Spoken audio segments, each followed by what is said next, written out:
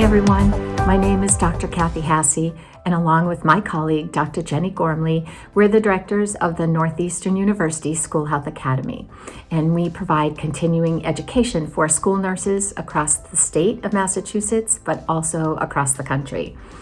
School nurses were telling us that they really needed help to better communicate with their Haitian families in the school setting. And a school nurse, Brianna Cormos, told us about Brenda Lormel and her work with HAMA. And after talking to Brenda, I think our first call was an hour, we had her speak at several of our conferences to really help the school nurses connect with their Haitian families. And her insight and her recommendations were incredibly helpful for the school nurses. We also were fortunate enough to speak with Brenda at the International School Nurse Conference in Stockholm, Sweden in July of 2019.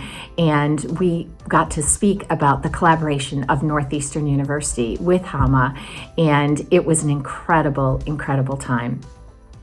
HAMA'S educational series is incredible, before COVID, during COVID, and I'm sure beyond COVID. And HAMA providing scholarships is just another amazing outreach that this organization does.